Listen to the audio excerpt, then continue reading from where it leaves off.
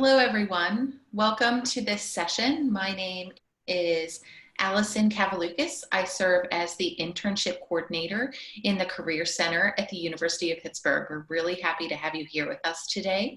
A little bit of background on me. I am a University of Pittsburgh graduate.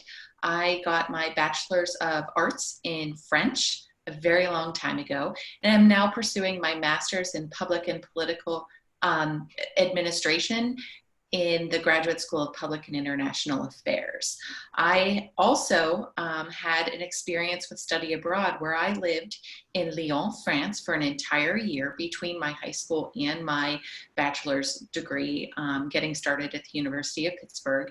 And I like to tell students when I'm talking to them about the abroad experience or helping international students to acclimate that I was able to spend an entire year abroad, not only without email or social media, but without a cell phone or a credit card. So if that is survival, we can get through a lot of things together. So I am here today to talk about what the Career Center is doing to help connect students with opportunities. So at Pitt, our overarching philosophy coming from the chancellor that if you come to Pitt, you will hear as early as the freshman convocation address, is that students should exit the University of Pittsburgh with their degree, number one, number two, with experience-based goals, and number three, with a strong network. So nearly everything we do out of our Career Center is a focus on number two and number three because the students alone are working towards earning that degree. So I like to always begin these presentations with a little bit of information about what makes Pitt different. The average university has a standard set of career services that they offer that are helping students to get prepared for post-grad experiences. But at Pitt, we take everything here a step further. With career counseling, we actually assign students with career consultants from their first day on campus. Through exploring majors, we also offer a major fair where students can go around and talk and learn about all of the academic experiences that they could have or to complement. While this is incredibly popular among first-year students, it also remains popular for second and third-year students as they are now exploring certificates to add on, study abroad experiences that complement something they want to do or something they want to do outside of academics. We review cover letters and resumes every day of the week, but there's nothing like our Resumania events where we have a marathon of over 30 professionals reviewing over 500 resumes in a day that happens in conjunction with each of our career fairs. On Discover You Day is a very special shadowing experience that actually happens during Welcome Week. When students arrive on campus before they start campus, they are able to select an employer to go out and visit and meet and see what the working is like. And that is before they even really set foot into the classroom. So this year, obviously, we're converting that to a virtual format, as with everything that we're doing, but that's not changing our ability to give students access to employers before they even set foot in the classroom. Shadow in Your City is a similar opportunity where students are given the opportunity during winter and summer breaks to actually experience site visits in different cities around the country. We guarantee internships to any students who participate in our internship prep program, which is unlike what most schools have to offer. We have mobile access to all of our postings. We have first-year student tours at our career and internship fairs to make it easier for them to acclimate to what can be a very stressful environment. And we also offer an entire curriculum of outside the experience classroom experiences that we will touch on a little bit later. So I like to begin by emphasizing that, the chancellor's message of really wanting students to get experience. And one of the cornerstones of our office is our internship prep program, which is in place to teach students the processes they need to gain experiences early. We tell students all the time, it's never too early to get started, but it could be too late. So getting in touch with our team and working with our internship programming as early as the first semester is very beneficial. We like to help students to determine practical timelines based on their career and internship goals. we highly emphasize the importance of communication and outreach in building a personal brand and getting them to know that no positions are just going to land in their laps. They need to be out there marketing themselves in order for them to get secured. We highly emphasize the importance of networking skills, because any job search or internship search is going to be better and yield more results when networking is happening in tandem. And we also want them to build intentional long-term planning and set those goals based on the experiences that they're achieving. Our team is in place to help every student with that through email, through Zoom, through one-on-one appointments. This is what we do. This is our bread and butter, what we do all day, every day. The prep program itself is a combination of workshops and one-on-one appointments. We have 4 recurring workshops that we offer throughout the semester, and then we offer one-on-one appointments every day. Students can pre-schedule these appointments through online scheduling, or we have drop-ins available every single weekday as well. So there's no excuse for not being able to see us. We're yet to be at capacity with that. And if we are ever at capacity, we'll probably increase our staff size. So there's no excuse that accessibility isn't there. And now going into this new realm of virtual campus offerings, we're even able to extend our drop-in availability into the evening hours more than we did when we were in person. So it's actually a win for students. And I also like to add that we have an internship week every year in January that is a real boost to emphasize students that the time to apply for internships is at that point if they haven't already. But this entire week is all about connecting students directly with employers who are recruiting. So it is a week filled with networking opportunities with active recruiters, with alumni, with professionals in the field who have opportunities that might interest them. We also like to emphasize the importance of skills as we meet with students. And Pitt has created a program called the Outside the Classroom Curriculum, which is designed to help students to create a student experience beyond the classroom, to discover new possibilities and new people through these experiences, and to become stronger for it. They're added to an honor society once they complete, and also have the opportunity to apply for a grant that they can use for a summer experience that's unpaid. That could be study abroad, volunteering, or an unpaid internship, but that grant really comes in handy to the students to helping to pay for that plane ticket or offset some expenses that an hourly wage is not there to support. We're very excited to have the OCC as a part of our office. Then I'd like to also add that with that emphasis on skills and competencies, we are really driving students to understand the importance of the NACE, which is the National Association of Colleges and Employers, and where we sit with pushing the value of these competencies, which employers nationwide have voted on as being most critically important.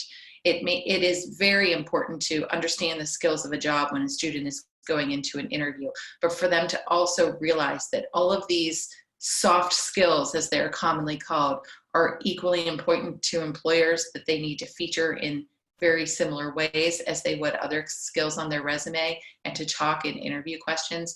It's very critical for students to understand that these are the things that employers are looking for, and these are the things that the OCC and the internship prep program help students to prepare to present in interviews. Now, with that said, I'd like to talk more about students and their access to employers.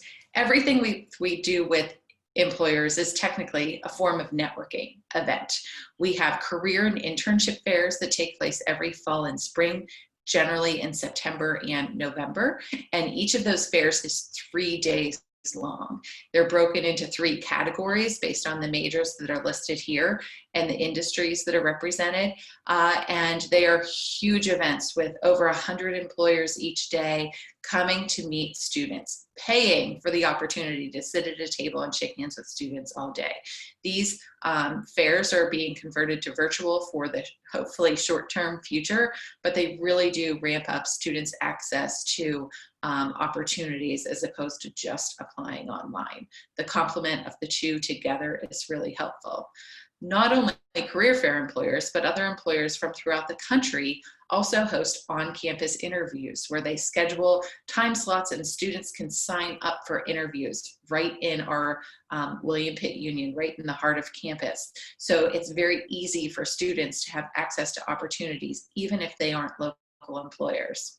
And third, we have information sessions where employers either come to campus or offer virtual opportunities to talk about their organization and present opportunities for students to connect with people on their teams directly, which is really a great thing to know that's going on ongoing. Every week of the semester, there are multiple information sessions, and we work to let students know which ones might be relevant to them based on the academic choices they have made. Other ways to access employers are through site visits. I already mentioned that the Discover You Day program happens every year in August before students even start classes.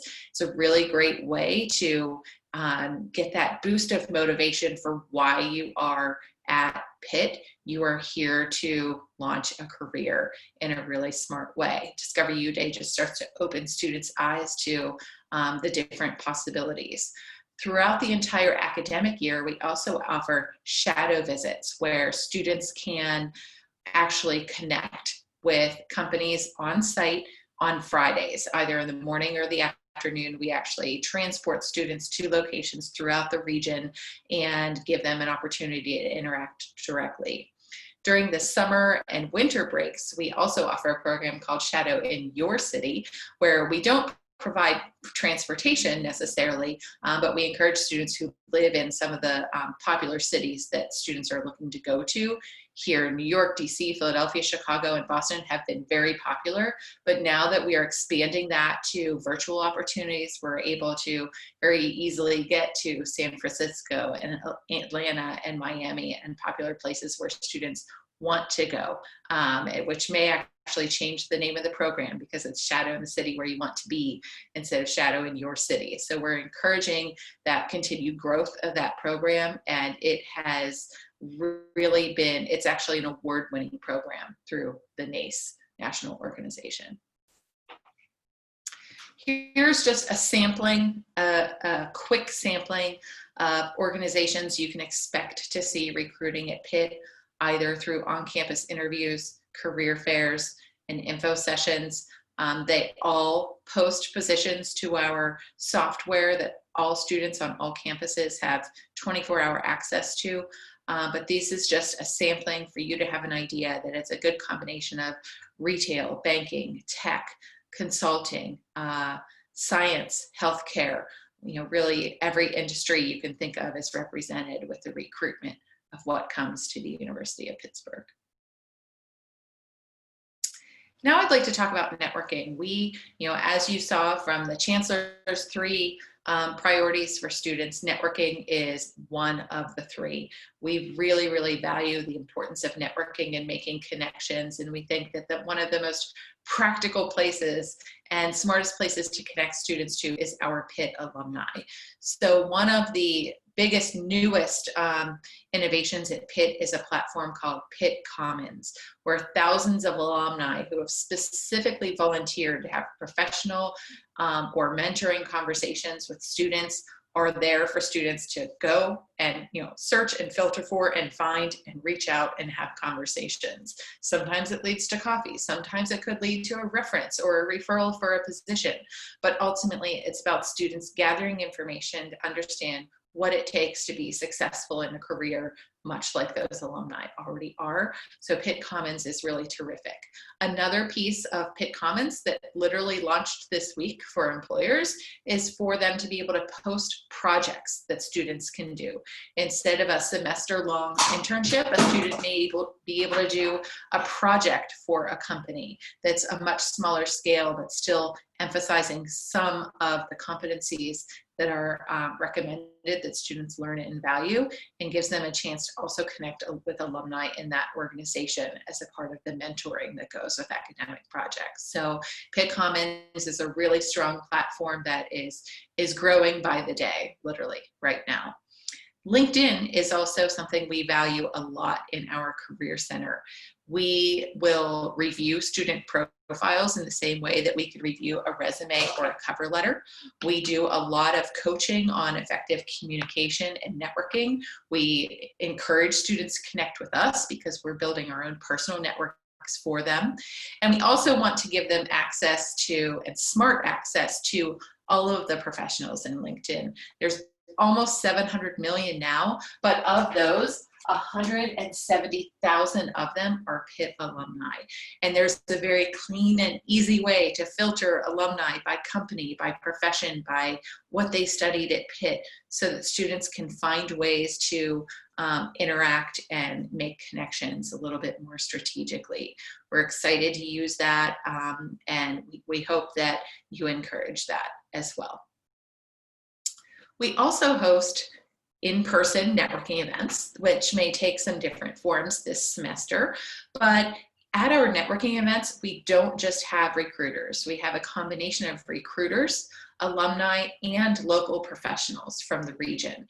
We want students to use networking events to build connections, to have conversations with memorable outcomes, and to use these conversations not just to build on their career, but just also to help them to complement what they're choosing to do academically, making sure they're taking the right classes, making sure they're getting advice from people who have good experience.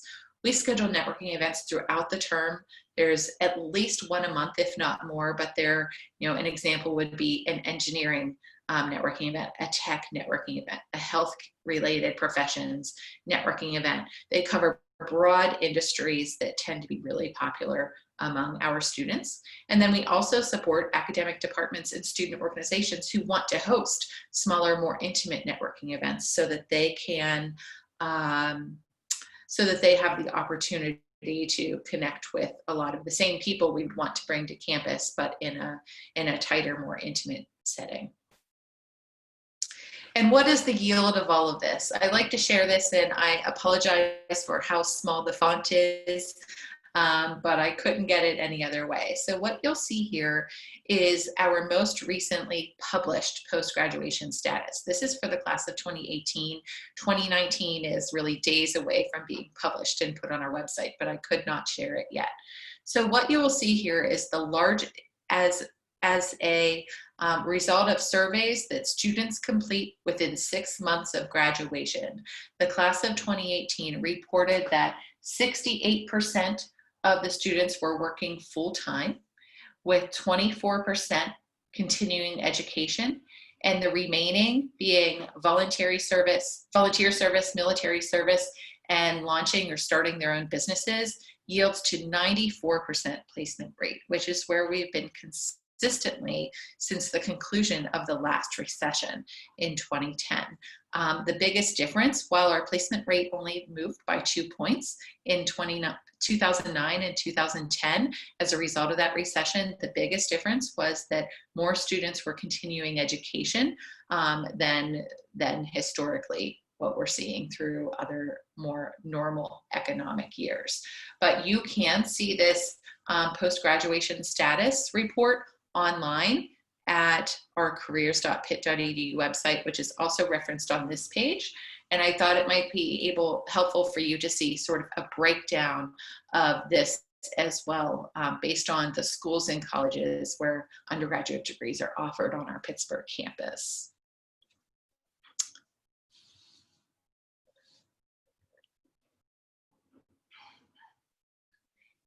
And with that said, that is everything I had to cover for today, but I will definitely be sticking around and watching the chat to view questions and to answer questions after Elise does her presentation about broader University of Pittsburgh.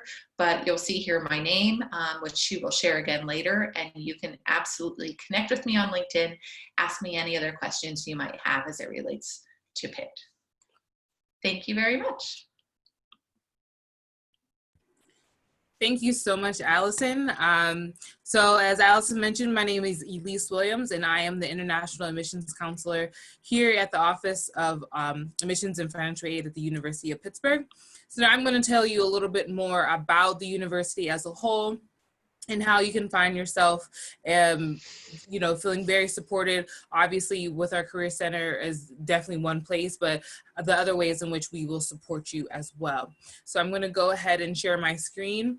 We will be answering, I see there's a lot of great questions in the chat, which is wonderful. Please continue to keep putting your questions in the chat. I'll go through my piece about the university as quickly as I can so we can leave some time for you to get those questions answered.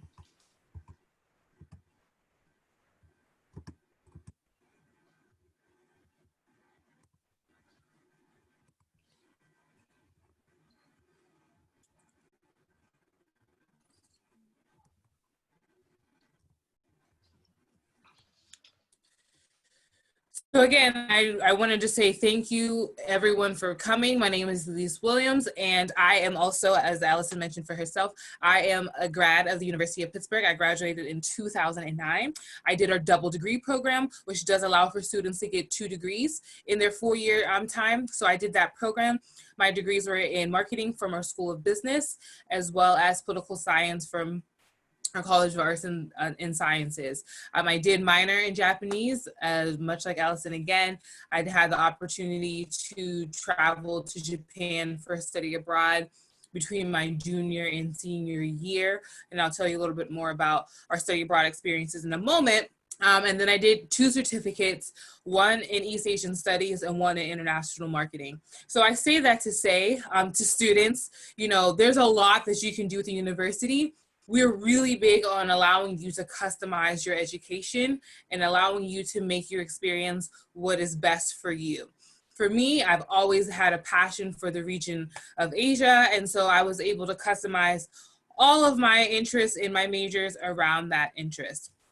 So as you can see here on the screen, this is just giving you some information that we're very proud of to share about the University of Pittsburgh. So you can see here, we're in the top 50 best global universities as given that distinction by the US News and World Report. So when you think about just the US alone, we have over 4,500 universities here in the United States. So to be in the top 50 best global universities, we're very, very proud of that.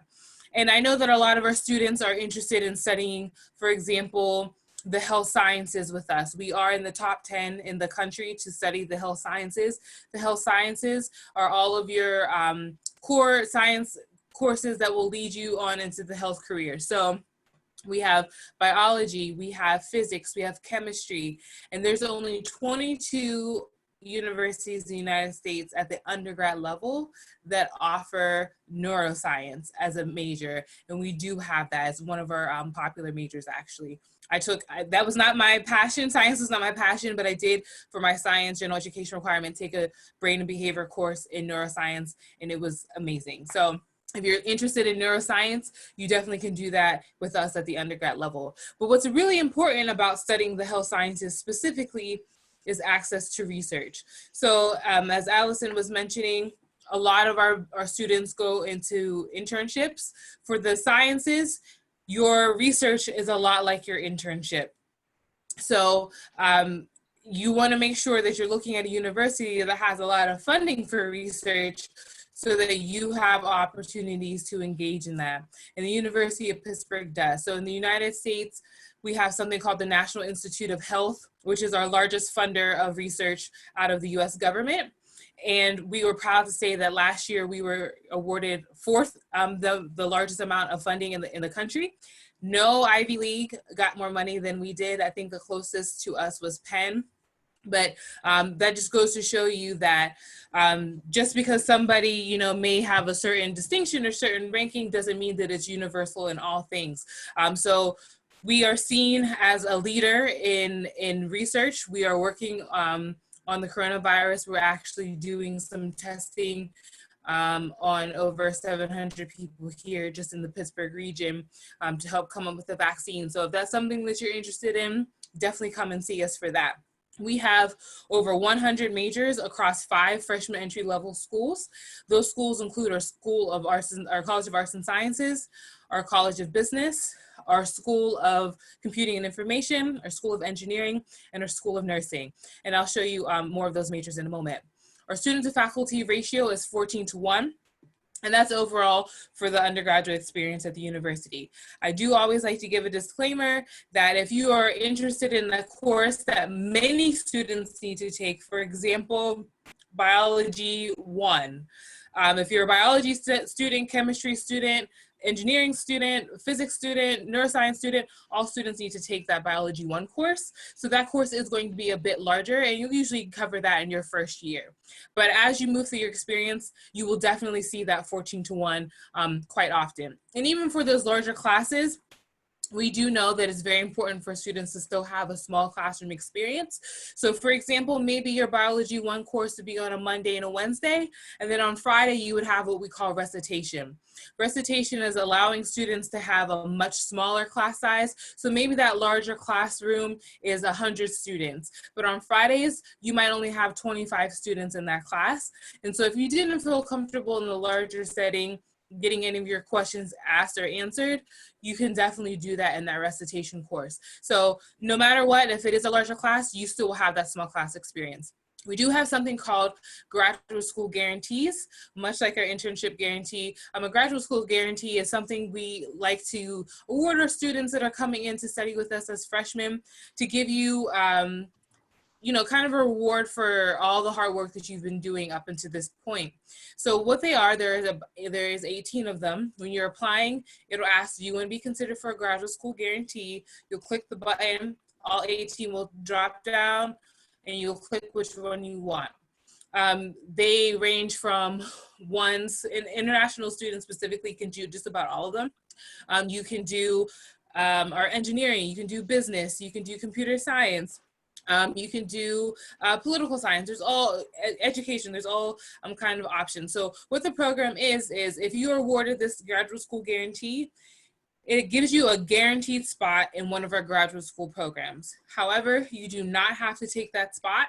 It's something that you can have in your back pocket as you go through your college career with us.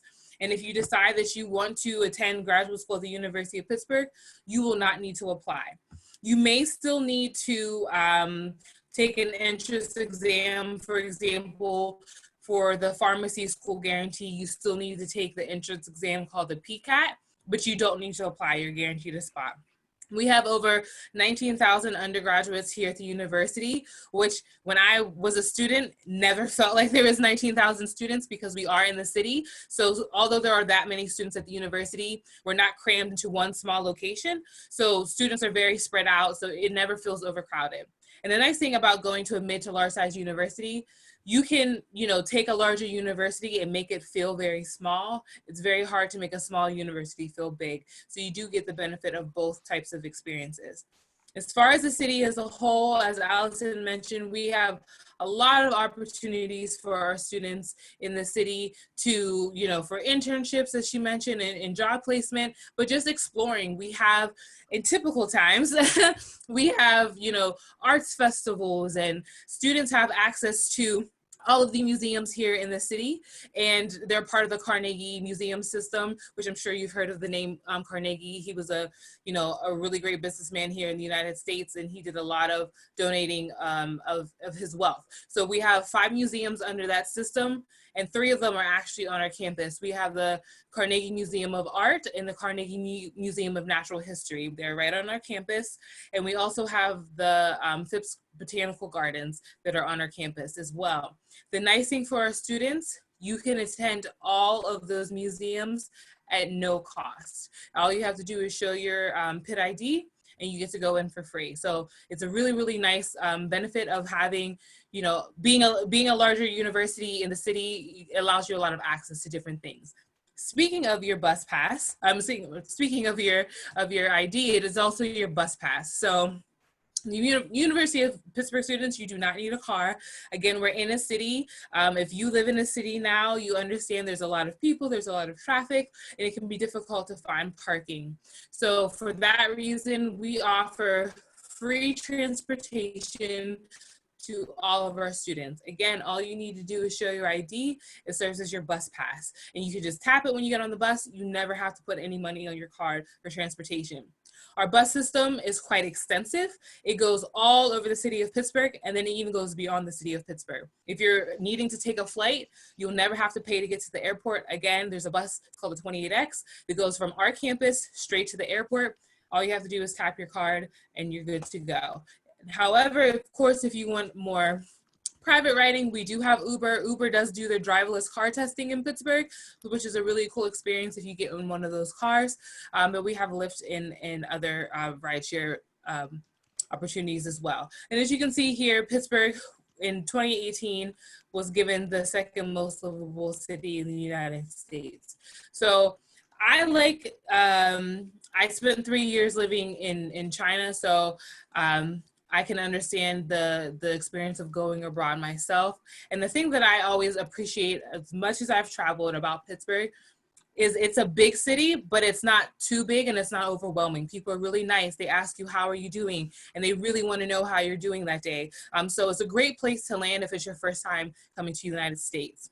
As I mentioned earlier, we have a lot of our students come to us for the health sciences, and that's largely because of our partnership with what's called the University of Pittsburgh Medical Center, or UPMC. So it is our medical branch of our university. They have hospitals, they have insurance, and in fact, 6 of the hospitals are right on our campus. So there are different disciplines. We have a women's hospital, we have a veterans hospital. We have a hospital for those suffering from mental health. We have a general medicine hospital. So students looking to go into the health careers have a lot of opportunities to study and to work with, researchers and professors right on our campus. You don't even have to leave, which is pretty cool.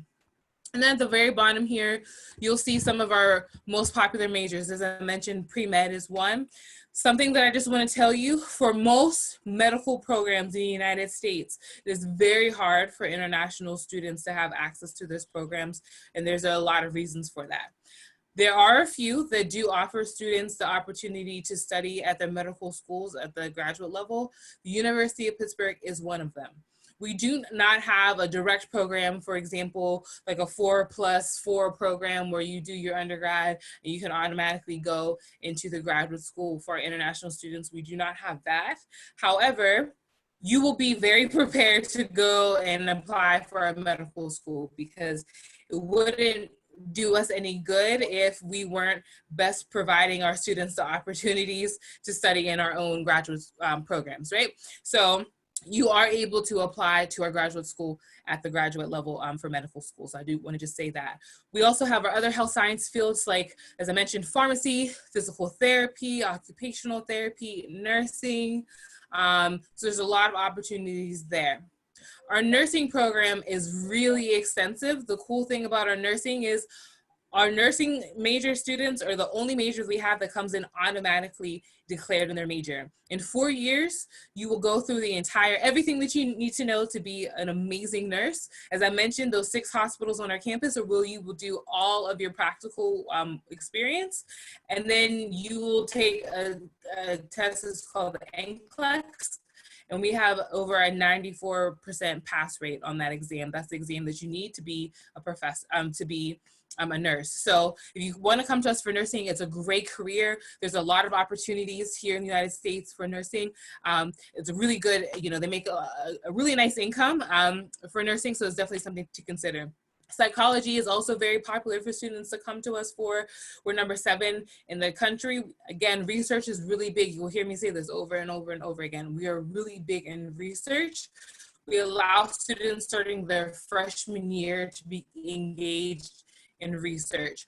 And psychology alone has over 80 different research projects that professors are currently working on, and even our freshman students are able to work with them on that research. So almost right away, you can get your foot in the door.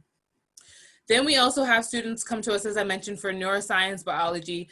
Economics is a popular one. Something about our economics program that I just want to let you know, it is housed in our School of Arts and Sciences. It's not in our business school. Some schools have it in the business school. But for us, if you're interested in economics, you want to look at the School of Arts and Sciences.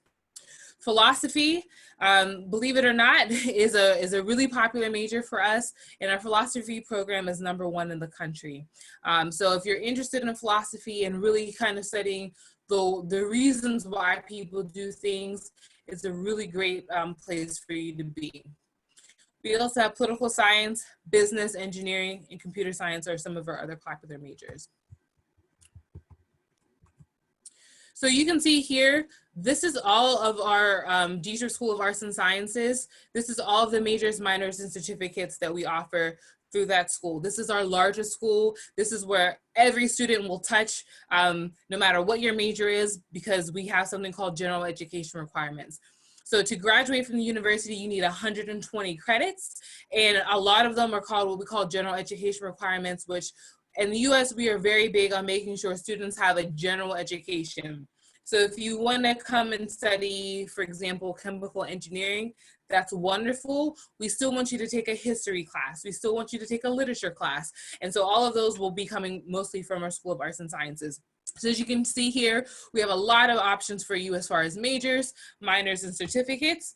We encourage students to do many things. As I mentioned before, I did a double degree program, so I did 2 degrees, a minor, and 2 certificates. You pay the same amount of money, so we really want you to expand your mind while you're studying with us, and by no means do you have to just study one thing. We really encourage you to, at a minimum, pick up a minor because you have the space within your curriculum to do so. And really just take advantage of all the opportunities that we have for you to learn at the university. All of this is available on our website, and whenever I'm done, I will post these files in the chat as well so that you can have them. Then we have our College of Business Administration. Here you have your typical business majors. So as you can see, we have accounting, business information systems, finance, global management, our HR program, as well as marketing and supply chain. There are also a few certificates here. The thing about studying in our School of Business, you must be a School of Business student to study any of the programs in the School of Business. So if you're interested in business, definitely apply to our College of Business Administration to take advantage of those majors. Then we have our School of Computing and Information. It is our newest school. However, we have some of the oldest programs in both computer science and information science. So we've been doing it for a very, very long time. It's becoming a growing field, especially in the Pittsburgh region. So we made a decision to take it out of arts and sciences and make it its own separate school. The nice thing for you is now you have even more resources and more opportunities to really pursue your major there. So the nice thing too about the School of Computing and Information, if you just love to code, I'll just be honest with you, this may not be the best fit for you. We want students who want to take what they're learning in the classroom and apply it to a passion that they have. So they really want students who have more than one interest. So if you really love music, or you love art, or you love history, or you love anything else, you will also include that into your studies. So just keep that in mind. Again, if you want to pick up a major or another minor, you can totally do that in our School of Computing and Information. I talked to you a little bit earlier about nursing. Our nursing program, it only has nursing. You come in as a nurse, you spend all 4 years, you'll have over 600 hours of clinical hours. So you'll do, like I mentioned, all those rotations at all those hospitals, and then you'll graduate, and then you'll pass your NCLEX and you'll be a nurse. Then we have our Swanson School of Engineering. We have 10 majors in our School of Engineering, as you can see here. You will study all 10 of them your freshman year. We want you to have a strong foundation in engineering, as well as we understand that not every student has access to engineering education at the undergrad level, at the high school level. So we want to kind of democratize the education and make sure every student is making the decision on which major they want to study based on experience and not on guessing. So that first year, you will study all 10 of those majors that you see here on the screen. And then you'll make your decision at the end of your freshman year, and then you'll study just specifically that major for your sophomore, junior, and senior year. For both computer science, the School of Computing and Information, as well as our School of Engineering, we do offer co-op. We'll talk about that a little bit later because I saw a question about that, but we do offer co-op for those programs. Then we have our International Studies or University Center of International Studies. So like I mentioned before, I studied East Asia, so I was able to get a certificate from there. So if there's a region of the world that you're really passionate about, I would really encourage you to check out USIS to see how you can incorporate that into your education. Then we have what's called our upper level division schools. So as I mentioned before, we have, for example, pharmacy. If you want to come and study pharmacy, you will spend 2 years for all of the schools you see listed here on the screen. You'll spend your first 2 years studying those general education requirements that I mentioned a moment ago, as well as all of your prerequisites to get into the upper level program that you want. And you will study in the School of Arts and Sciences. So you'll want to make sure, if you want to do any of these majors that you see here on the screen, that you'll apply first to the School of Arts and Sciences, spend 2 years there, and then you either transfer or apply to internally transfer to one of these programs. So we have our College of General Studies. Our College of General Studies has a lot of things around administration of justice. If you want to be in law enforcement, we have our professional media communications major here as well. So if you're interested in social media or public relations, or you're interested in broadcast journalism, that's a really great place for you to be. We have a School of Education. The 2 majors there the students have to do are called, one was called Applied Development Psychology, and that's really for students who are interested in studying the mind, especially of younger children. And then we have our health and physical activity. So if you want to be an athletic coach, or you want to be an athletic teacher at a high school, that would be a great program for you. Then we have our School of Health and Rehabilitation Sciences, or SHRS. Here, this is where we have our athletic training, we have our physical therapy, occupational therapy, emergency medicine. So if you're interested in studying nutrition or anything like that, you will again spend those first 2 years in arts and sciences, and then you'll apply to enter into those programs for your last 2 years at the university. We have a School of Pharmacy. Again, in order to get into the School of Pharmacy, you will need to take the PCAT exam. You usually take that in your sophomore year, but we do also have that freshman guarantee program as well that would not make you have to apply. So either way, you can enter into the university. If you don't get that graduate program, that's absolutely fine. That does not mean that you can't enter into pharmacy. You totally can.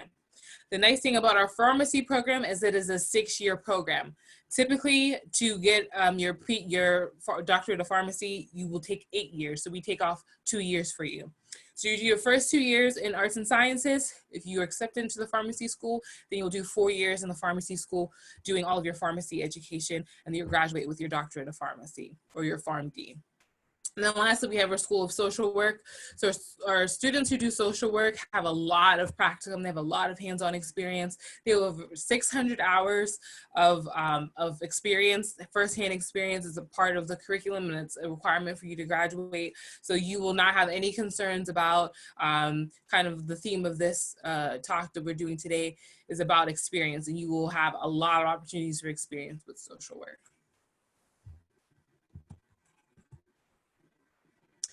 So we like to say our city is our campus. As I mentioned, we are in the city of Pittsburgh. We are not a closed campus. So the campus is a part of the city, and the city is a part of the campus. So we really encourage students to take advantage of that and not to just stay on campus, but to really explore the city, because all of that is a part of your education. You can learn more about our city as well. If you want to do a little QR code or copy down the link here, definitely I would encourage you to check that out. And then the contact information. So if you want to reach out to us, this is our contact information. You can email us there. If you want to give us a ring, you can call us as well. And then if you want to, it's a little hard to check the mail, just be honest with you right now, because of the pandemic, we don't have that many people in the office. But if you do want to send us something, this is our address to do that as well. And you'll see at the bottom of our screen, all of our social media. So we have our Instagram, our WhatsApp channel, WhatsApp profile, as well as our WeChat, if you have any of those. And I personally run the WhatsApp. So if you have any questions, you can always send me a message on WhatsApp. I'll be happy to answer them. And so that's the end of my part of the presentation. So I know we have a lot of questions, so I want to make sure that we get to those now. So Allison, I know a lot of them are geared towards you, so let's tackle them together. I will, So yeah. Go ahead, you pick. yeah. Okay, so let's start off with Raul. Raul's question is, I would be interested in learning more about internships during the course and summer vacations. So I think you talked a little bit about that, but do you want to give a brief recap? Yes, so we help students no matter what they're looking for. I like to preface by saying it's not just internships. It could be research, it could be field experience, it could be co-op that we also support. So we help students no matter what they're looking for and no matter when and where they're looking for. So if they're looking for something part-time during the academic semester and they'd like to earn academic credit for it, we will help with that. If they're looking for something in their hometown over the summer or abroad or a big city they haven't been yet, we help with all of that. So there's no restriction.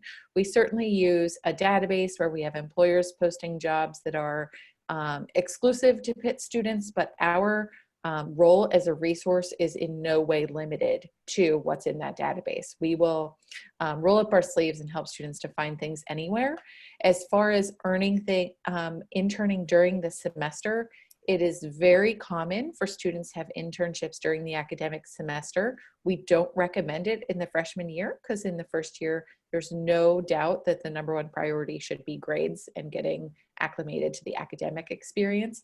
But after that, students can intern during the semester. Most internships that are available part-time range from 10 to 15 hours a week, and we can help students to understand how to make an academic schedule that's conducive to that, depending on what types of opportunities they are looking for. Perfect. I'll kind of jump between us so you don't have to Okay. keep talking so much. So the question is, I would like to know further about the graduate school guarantee. Which majors does this apply for? So in the chat, I'm going to drop the pamphlet that'll let you know. It's also on our website. There's about, like I said, there's about 18 of them. So I won't bore you with going over all 18. Most of them, not all of them, but most of them, I think all except for 3 international students are able to qualify for. This, the one that's not going to be on here that just got approved is for physical therapy. So if you are interested in physical therapy, now that is a part of the graduate school guarantee that international students can apply for. It won't be reflected on here because we're still updating our brochures, but know that that is now included. But I'm going to drop that in here as well as our brochure in the chat. So look for that in a moment. Our next one regarding I'm guessing the internship, the guaranteed internships, when are they offered and for what majors, Allison? So what we are guaranteeing is support in helping students to secure an internship. So we aren't just giving internships away, we are helping students to secure them. For some students, that may mean submitting many more applications. Some it may mean more of a focus on networking or expanding the region in which they're willing to intern. But we will coach and support a student as often as needed until they secure something that they are looking for. Our only restriction is that we work with undergraduate students only. So no matter what major a student has at Pitt, we are there to support. We do not guarantee placement in co-op, which touches on another question. Pitt has a tremendous co-op program that supports the entire School of Engineering plus computer science majors. And through that co-op program, students do 3 full-time semesters of work, alternating between academic terms. And it's an amazing program, which has a very high retention rate after graduation as well. Through those 3 co-op series, students are expected to get increased responsibilities with each term so that they can make a really great decision on whether or not they want to stay with that organization and understand how they would grow in that organization after graduation. So we absolutely support that. We help students with getting into the program, but we do not guarantee co-op because there are academic requirements that are beyond our ability to make accessible to every student. And thank you for tying both of those together. So the next one is, can you share about your current international students and what majors and minors are popular? So one thing that I like to talk to students about is, like I mentioned before, we have over 100 majors at the university, so there's a lot. what I always encourage you to do is to study what you want to study. I would never encourage you to study something that somebody else is studying, because if that's not a passion of yours, then you're not going to really be able to get the most out of your experience. So you definitely want to always focus on what your passions are. Can you guys hear me? I think I'm like a little delayed. Yeah. Yes, we can hear you, Elise. Okay, perfect. My screen was going a little bit slow while I was pulling something up. But so again, I'm going to drop all the information in the chat. Definitely take the time to look at all of the majors and pursue what you are passionate about, because that's always, again, what's most important. And as Allison mentioned throughout our time together today so far, we will support you in whatever that is. So popular ones, for example, like I mentioned before, are pre-health and business and engineering and computer science. However, I didn't do any of those majors. I really love Japanese. And so I came to the university primarily because we have one of the best Japanese language programs in the country. And that's why I came to the university, right? So none of my friends studied Japanese. It wasn't necessarily something that, hundreds and hundreds of students are coming to university to study. There was only maybe 50 students in our program, and that's absolutely fine. So that would be how I would advise you on that question. Study what you are passionate about studying. Let's go back. And I'd just like to add to that, and students may not realize it, while we have a tremendous staff of academic advisors who help students with course selection, it's actually the Career Center that is there to support undecided students with choosing their major, perhaps taking an assessment that helps them to understand their strengths and their preferences, and really helps them to understand what their personal interests are and what their strengths are and what career paths that would lead them to, then backtracking to which majors might be the best complement for those goals, or which internships are the best way to explore before committing to a major. So our office is absolutely here to support students at that phase as well. And thank you, Allison. She is correct. So there is actually a career services professional that works specifically with undecided students. And here's just some information for you in general. All students come to us undecided, except for nursing. So anything that you put on your application, we do not hold you to it, because students are coming to us 17, 18, 19 years old. You have a lot of life still left to live, and you're still exploring and having opportunities that maybe you haven't had in the first part of your life. And so we don't want to commit you to something that you may have never had any real experience with, before in your life. So that's just some information for you as well. All students come to us undecided except for nurses. Let's see. What support do students? Okay, go ahead. So no, we go have a ahead. question that says, what support do students receive from career departments such as interview practices, dressing, and meeting etiquette? We help with all of that. So whether a student comes to a program or comes to a one-on-one appointment, we can support them with any type of preparation they want. What I do like to tell students is that our internship prep program is built to cover all of those basic skills that are important throughout the process. So by going through that, they can be guaranteed that they are going to get all of these tips as they go through, and then they can use individual appointments to zone in and practice answering interview questions, practice come in showing us what you'll wear to an interview. And if you don't have exactly what you need, we actually have a remarkable, huge career closet that we can actually help to outfit you. If something doesn't fit anymore, or something ripped, or you need a jacket, we can help with that as well. Yes, perfect. So I was waiting for this question, so I'll answer it from Marlo now. It would be nice if you can please share about campus safety. Also, what campus precautions are being taken for the student safety in classrooms, housing, and meals given the current time of COVID? Yes, so this is an important question to be asked, right? So at the University of Pittsburgh, we have several different programs. Again, you're coming in as a freshman a whole year from now. So hopefully, the virus, we will have a vaccine at that time. So things can be completely different. And I just want to give that caveat right now that this is what we are doing right now in the heart of the pandemic, but this is by no means what will necessarily be the case whenever you would be coming onto campus. But right now, especially for international students, we have 3 different plans. So we have something called Flex at Pitt.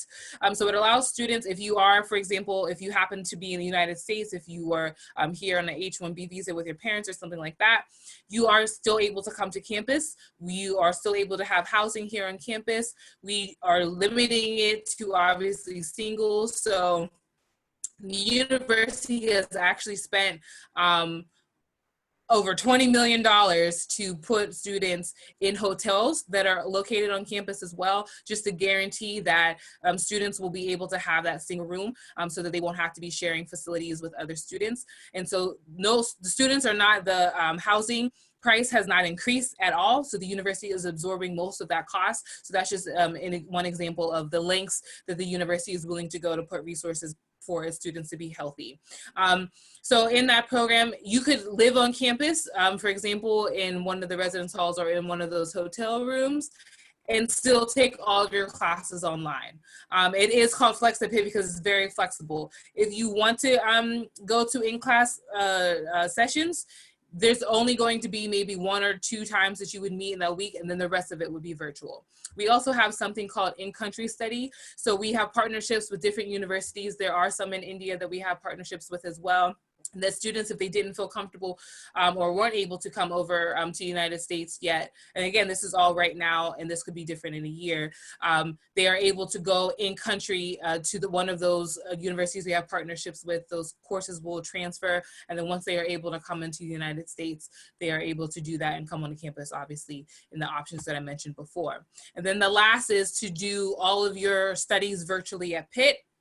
You unfortunately will need like a very, very strong internet connection because it is kind of internet heavy, but students are able to do virtual classes of their Pitt classes that are here happening on campus while they are in country, wherever they are living. So for example, if it was, as I mentioned, a philosophy class, and that professor was offering that class live, you could tune into that class during the live session. It also would be recorded, and then you would do turn in all of your assignments there online. As far as other measures that go, we are quarantining students. So students that are coming on campus, they need to move in by August 6th because they will have to start a 2-week quarantine. We are testing 400 students a day to make sure, if anything is going on, that we're catching it right away. Also, we have an entire separate facility with over 170 beds for students to be able to quarantine. But also keep in mind, as I mentioned earlier, we have 6 teaching hospitals here on campus. So you literally can walk to pretty much all of the hospitals.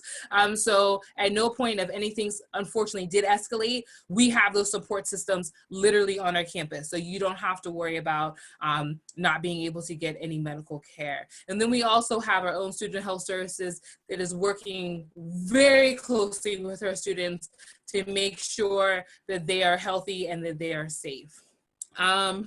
As it may be difficult to understand classroom learning as an international student, what kind of academic support do undergraduate students receive? That's a great question. So as I mentioned, we want you to be successful, and we do everything within our power to make that happen, whether that's from career services to academics to social.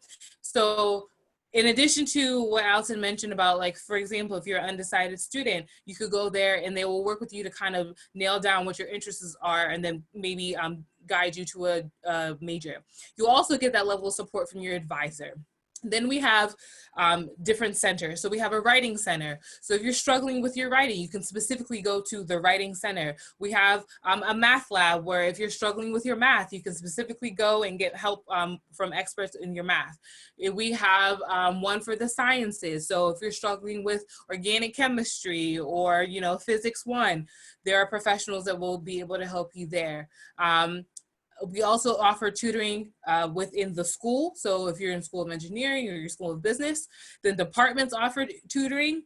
And then every week, a professor must have at least 2 hours of office hours, which is a dedicated time in their schedule where students can come and ask them questions. But keep in mind that professors love what they are doing. So I know when I was a student, I had a night class, and the only time I could meet with the professor was at like 10 p.m. And he was able to meet with me because that was what was convenient for me, right? So professors are very, very helpful. They want you to be successful in their courses. They want you to be successful. And I really encourage students to talk to professors, because when you're looking to go to graduate school and things like that, that's where you get your recommendations from. So you really want to build those relationships with your professors. So those are all the ways that we academically support our students. Can you speak about the application, admission, and scholarship requirements? Yes, great. So, and I'm trying to talk fast, so I apologize, but this is being recorded because I don't want to take up too much of your time. The application is opening next month. It should be opening August 1st. I haven't heard any changes in that. So definitely at the beginning of August, that's when it opens every year. So our application will be opening. There are 3 ways to apply. You can apply on our website. You can apply through the coalition application. You can also apply on the Common App. We do not have a preference on which way you apply. Apply whatever way is convenient for you. Even when I'm reviewing them, I can't see which way you applied, so it doesn't make any difference to me.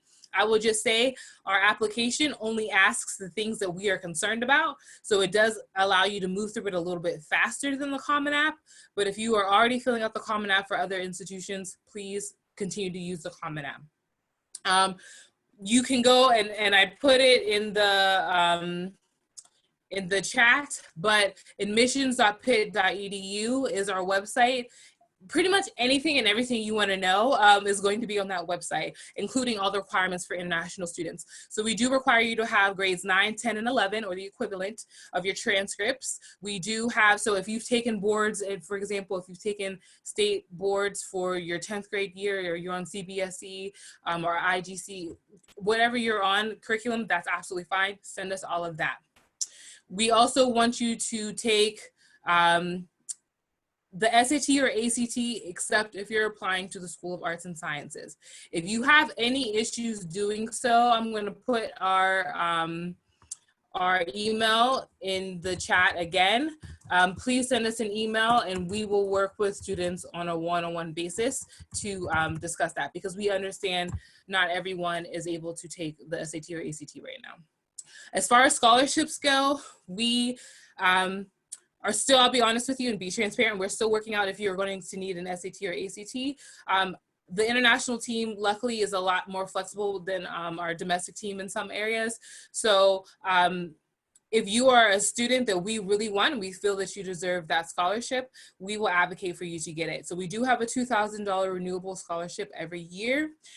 Students are able to get that. 75% of students typically get it. So it is a scholarship that international students are likely to get. It is only for international students, so you're not competing with domestic students for this monies, which is really nice because it lowers your competition. So that's why about 75% of students get that. For the I-20 requirements, I'll be honest with you, we only handle admissions. We do not handle anything that does with the I-20 or the visas. And the reason why is we have a whole separate office called the Office of International Student Services, that is all they do. So they are the experts, because things, I'm sure you've heard in the news, things change overnight, and we just don't have the capacity to be experts in everything. So we specialize. So I specialize in admissions, and they specialize in helping all of our students get to campus through visas. So again, in the chat, I will put their email address. It's called the Office of International Student Services, and they will handle all your questions about the I-20. And I'll put that in there in one moment. Sorry, more questions came in and things kind of shifted. Got that one. I just added to the post, someone had asked about student life in general, student experiences, and I posted our student affairs website that can get you to resources for everything from residence halls, the outside the classroom curriculum and career services, to student health, student organizations, volunteer service, and all of those types of things. It's a really great resources that you can dig down through, and it's really the center of the undergraduate student experience. Allison, there was a question I think kind of more related to you. Would it be possible to share the statistics for international students and also the starting salary statistics? I requested the international piece and haven't gotten it yet. So when I do get that, we will share it with the leader of this forum. But we will the website that is listed, careers.pitt.edu, has information available that breaks things down by major or by school, including starting salaries, and so that you can find it careers.pitt.edu. So somebody asked about vegetarian options. We have every option you could think of. If you're gluten-free, you're vegetarian, you're vegan, you have a nut allergy, doesn't matter. We will accommodate you. So we have within our food services, we have dietitians and nutritionists that specifically, and our chefs work with students. So if you do have, vegetarian is really easy. They make food for vegetarian and vegan and gluten-free every day. But if you do have a specific allergy, like a nut allergy or a dairy allergy or whatever the case may be, we are able to meet with our students one-on-one, and they will make you separate meals. So we do accommodate students. You will not have to worry about what you're going to eat while you're here with us. And I'd just like to add to that, that when scheduling events, our event planning staff is always sensitive to those concerns and special needs, and incorporating those options into any event planning meals as well. Okay, this is an interesting question. So what's the difference between Pittsburgh State University and University of Pittsburgh? So that's a great question. So University of Pittsburgh is in the city of Pittsburgh. Pittsburgh State University, I forget what state they're in. They're not in Pennsylvania. So we're like completely separate schools. We, I think they are public as well. What public means is that part of that university's budget comes from taxpayer money from that state. That's what makes it public. So the university is there to offer services also to the residents who live there in exchange for their tax dollars. So that's what makes a university public. If you do not receive any tax dollars from the state, that's what makes you private, like, you know, a Harvard, for example. So I'm sure they're a great university. I'll be honest with you, I don't know much information about them other than we have similar names, but the University of Pittsburgh is in the city of Pittsburgh, which is in Pennsylvania. I believe Pittsburgh State is in the south of the United States. It's in Kansas. Kansas, yes. I knew it was in the south somewhere. Would there be information about your current Indian students and what they are studying at the bachelor's degree level? So I don't have the breakdown of that, because so how it works at the university is once you come into the university, as I mentioned before, you're technically undecided. So for most majors, you have 2 years to decide your major. So you may tell me, hey, Elise, I'm coming in and I'm applying to potentially study engineering, for example. But you may get here and hate engineering. That's perfectly fine. That is absolutely fine. You have time to change your major. So you might, you know, have come in as engineering and then ended up studying philosophy, for example. So in my office, I don't have those statistics because students are able to change their mind so easily and to be very flexible. We don't hold you to whatever you come into the university as, I guess is what I'm trying to say. So I don't have any specific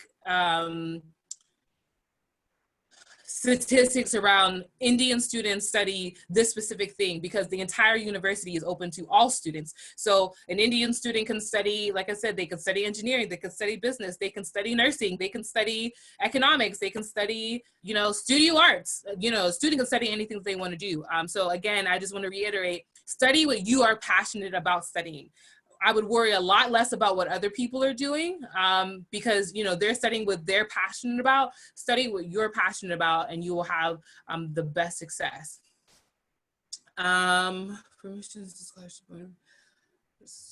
Okay, so how does each item weigh in terms of their importance? Transcripts, recommendation letters, essay tests, etc. That's a really great question. So for us, I do not make a decision on a student, and all of the admission staff do this as well, until I read the entire file. So anything that I ask you for is reviewed. Right now, and this could change tomorrow, we are not asking for recommendation letters. Students still send them to us all the time, and that's absolutely fine. We will put them in your file, but because we didn't ask for it, and I have over 32,000 applications that I need to read every year, we don't necessarily have all the time. Now, sometimes people do have a little bit more time that day. Maybe you come across their desk and they have time to spend, you know, some extra time into your file and look at things that we didn't necessarily ask for. But I would encourage you, if you have recommendation letters, again, still put them in there, because if I'm looking at you and I consider you a borderline student, I am always looking to admit students. So I might go to your recommendation letters and say, hey, what are their teachers talking about? What are they saying that the student offers that they could benefit to the community at the University of Pittsburgh, right? So when you're applying to university, you won't technically be able to submit your letters of recommendation because we don't ask for them. But I put the email in the chat. If you just send us an email, at that time you'll have something called a PeopleSoft number. You give us your PeopleSoft number, which is specific to your file. We will add it to your file when we're reviewing. So we don't put a weight on anything more than the other. So what I always tell students is, for example, if you took the SAT and you had a 1600, that's great. But if you had a GPA that was a 2.0, that 1600 doesn't outweigh that 2.0. Likewise, if you had, you know, a perfect GPA, but you only had a 950 on the SAT, that perfect GPA doesn't outweigh that 950. So not one thing, not excelling in one area completely ignores everything else. We look at the entire student, the entire file of everything we ask for, and then we make the decision. So what I always just tell students is, do your best, because at the end of the day, that's literally all you are able to do. You can't do more than what you're capable of doing, so do your best. On as far as grades go, we like to see students with A's and B's, especially if you're interested in any of the majors that deal with, like, for example, nursing and engineering and computer science. We want to see you in business as well. We want to see you very strong in math, because there's a lot of math in those majors. So if you're getting C's and D's in your math, I would really reconsider wanting to do one of those majors. Likewise, in engineering and in nursing, you need to be very strong in science. You're going to be doing a lot of science. So again, if you're getting anything less than a B in your sciences, I would really encourage you to reconsider, because you want to be very strong in those, because from day one, you will be doing a lot of math and you will be doing a lot of science. I would just want to add to that, and it could be a good point of closure, just that employers see that application process in very much the same way. It isn't just the student GPA that they're looking at. It isn't just a skill set. They're looking for someone who has the ability to communicate, someone who has the ability to solve problems, someone who's able to take an academic something they learned academically and apply it to a work situation. So they're very much looking at the whole student, and everything that we're trying to do is helping students to realize that it's the total package that they bring to the employer, and themselves as a person, and not just the education. Education is a critical component and factor, and generally a minimum standard of what employers are looking for, but everything else they bring is what makes them more attractive candidates. Yes, and thank you for that. That is something that it can be difficult coming into the U.S. education system from other systems to kind of wrap your head around that. We are very big on practicum. We are very big on experience, which is why, we've been talking about this entire time, getting experience through, doing different job placements, internships, co-ops, but also through research. We want experience, because at the end of the day, and a future employer wants to know, can you do the work that they're being asked to be done? In most cases, you're not going to be writing, research papers and things like that when you're in the workplace. You're going to have to actually take the theories and things like that you learn in the classroom and apply them to real life situations. So as a university, we would do you no justice to best prepare you for that job market if we are not giving you those opportunities to practice taking the theory that you're learning in the classroom and actually applying it to real life situations before you want to go out and apply for jobs.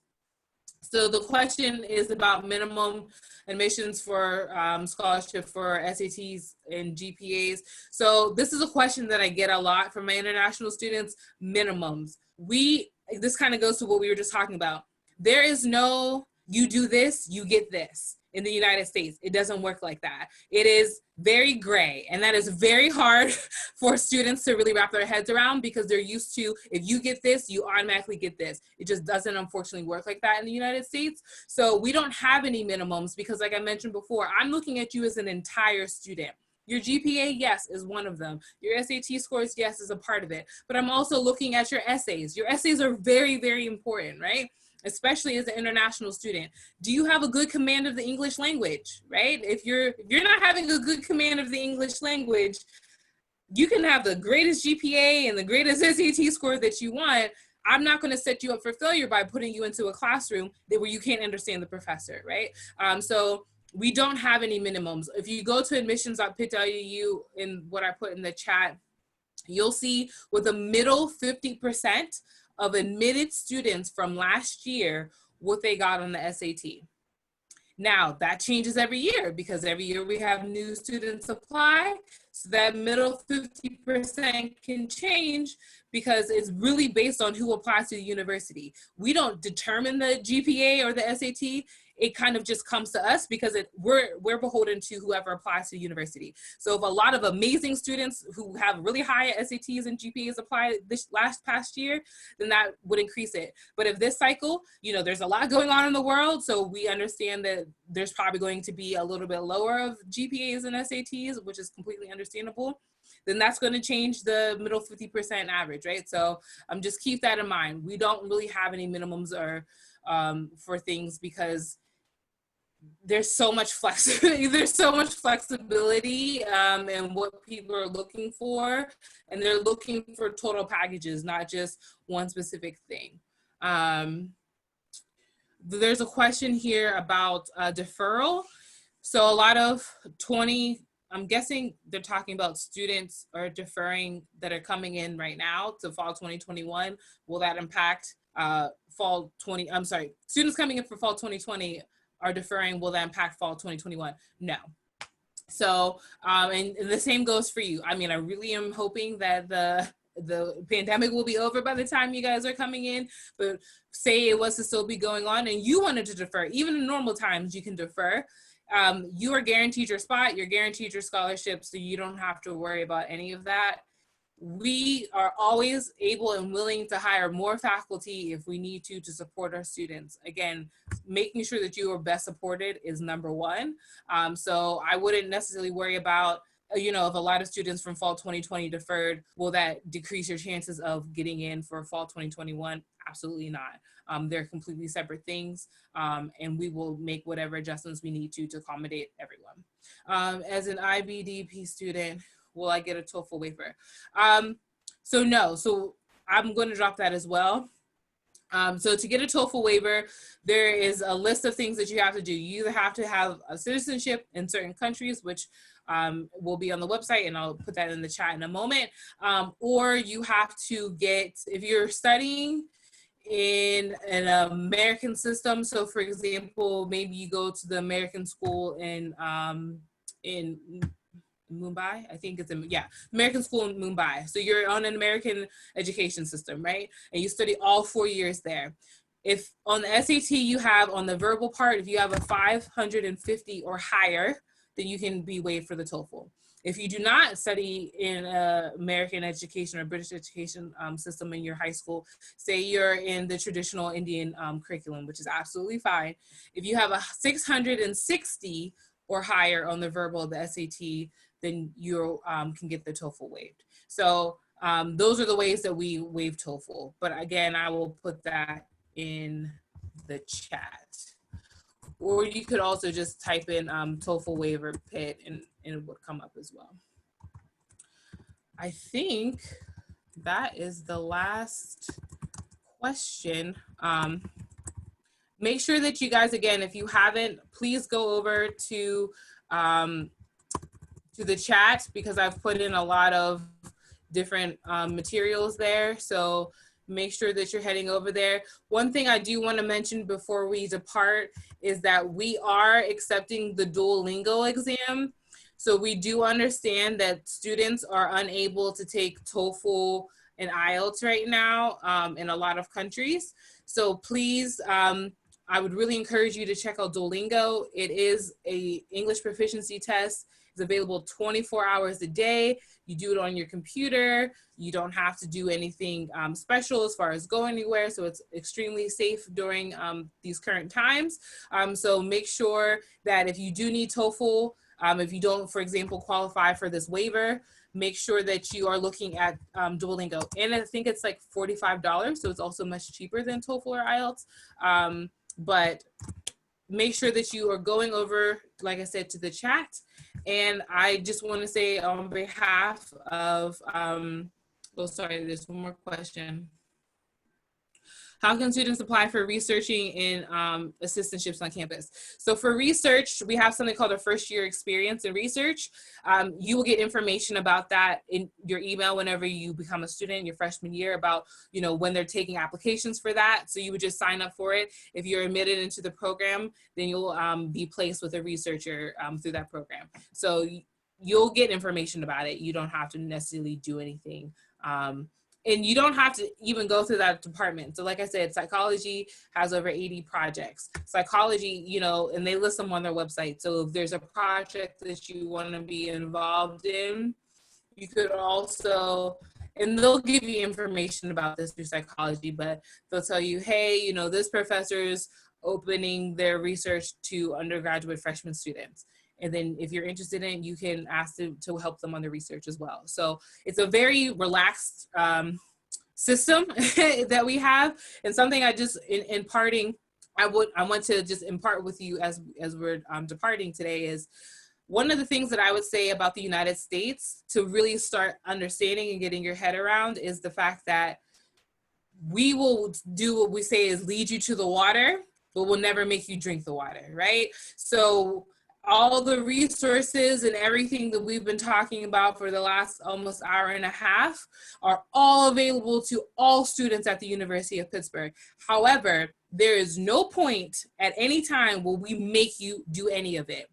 We really put the responsibility on the student to ask for those, you go to those resources or ask for that help. So if you are, for example, if you're struggling in math, no one's going to force you to go to the math tutoring center and get help. You're going to need to do that yourself. Likewise with Allison's department, if you want an internship or you're looking for, career placement, her department is not going to come find you. You have to go to them. So that's with all things. And the more you practice that, the better you and more successful you'll be able to be in the United States, because that's something that is really important to us. We want to see you show effort, and we want you to take that responsibility on. So those will be my departing words. Thank you guys so much for your time today. I'm happy that we were able to have this session with you, and I'll turn it over to Kunal. Thank you so much, Elise. Thank you so much, Allison. I know it's very early in the morning out there in the US, but thank you so much for your kind time in joining us today for the Admissions 101 workshop series. Students, thank you so much for your questions. Parents, thank you so much for asking these questions to the guidance counselors as well. We appreciate your kind time once again. We know it's late in the evening, after your online school has been done for the day. So really appreciate you taking the time out for joining us this session and replying to our outreach campaign. As I mentioned in the outreach campaign, this session is completely recorded to the guidance counselors. So the Zoom video recording link will be shared with your school and along with you as well. So you can share it with other students and parents who will be interested in attending this session online, just to have a recording view of it. And I know there were a lot of excellent questions that have been asked, so they can go over the Q&As as well, because I know many of these questions have been asked by their students, by parents, etc., as we all know, regularly from India. But having said that, I think it's a cap for the day. I'm going to be thanking once again Miss Elise and Miss Allison. Thank you once again for taking your kind time and joining us. And students, I'm going to be online for the next 5 minutes just to make sure you can pen down the email addresses and other links that have been shared in the chat box. So please head over to the chat box, not the Q&As. That's where the email addresses and few other links that you've asked for have been shared. Having said that, it's a wrap for the day. Thank you once again to the participants as well as the panelists for joining us today. And I wish you all a wonderful day. Thank you so much. Please take care. Stay safe. Thank you. Bye. Bye.